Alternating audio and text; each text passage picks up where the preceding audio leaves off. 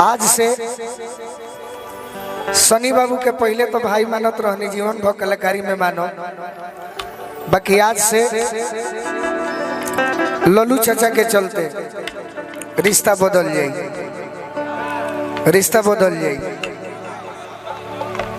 और लल्लू चाचा जौन कहे तो ने होई।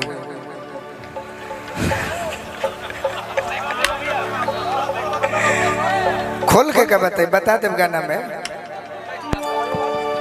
दुल्हे राजा के बहुत बहुत स्वागत बा। तरह के खुश करे खातिर नहीं कह जौन तू शुरू से चहले बड़ा हुए हम चाहते नहीं।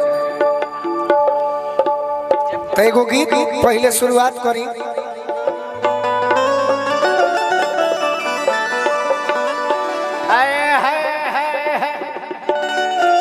बहाना जय हो जय हो।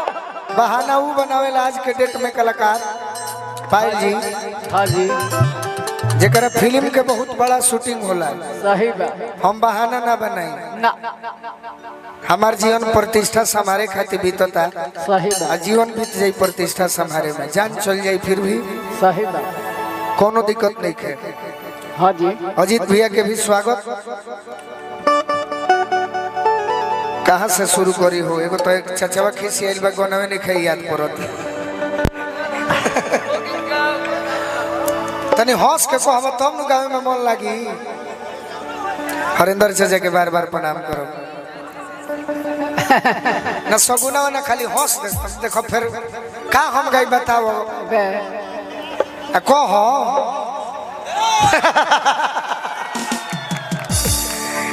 अरे की रोहनी बराती गई,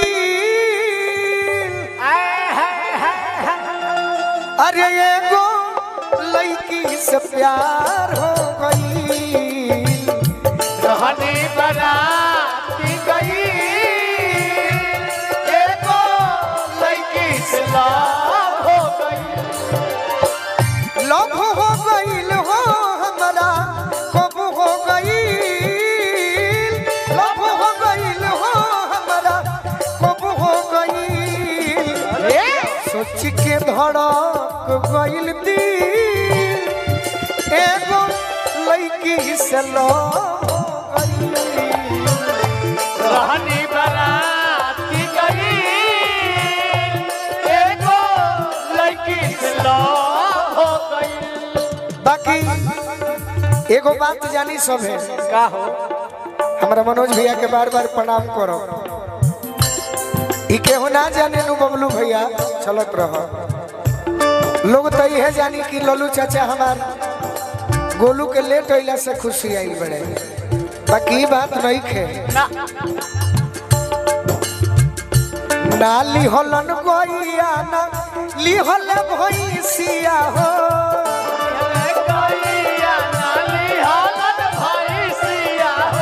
अरे नाली होले मोयला औरी पाड़ी बड़ा रंगदार सोमधी। नाली होले मोयला औरी पाड़ी बड़ा रंगदार सोमधी। माड़ो के खोलाई सोमधी मांगे सोमधी निया के, माड़ो के खोलाई सोमधी मांगे सोमधी निया के। माड़ो के खोलाई सोमधी मांगे सोमधी निया के। बड़ावा में भीड़ भइले भारी बड़ा रंगदार सोमधी भैया। बड़ावा में भीड़ भइले भारी बड़ा रंगदार सोमधी। रोहनी बराती गई, एगो लड़की से प्यार हो गई। रोहनी बराती गई, एगो लड़की से प्यार हो गई। हमारा बोधा बाबा मनोज राय भैया, हमारा सनी बाबू, हमारा अनिल भैया, एक के सही बात। लपेट के बगली में डाल दो। हाँ जी। और का का बबलू राय जी भसुर के संग जब हम गईनी बरनेत में, गनी बरनेत में हो, गनी बरनेत में। चांदी के प्लेट में, चांदी के प्लेट में हो, चांदी के प्लेट। ये हमारा भैया अनिल गुप्ता जी गुड़गांव हरियाणा जिला बलिया से फूल लेके छिटत रहे चांदी के प्लेट में, चांदी के प्लेट में हो, चांदी के प्लेट। मनुराय भैया गाजीपुर से भीतरे भीतरे रहेगी,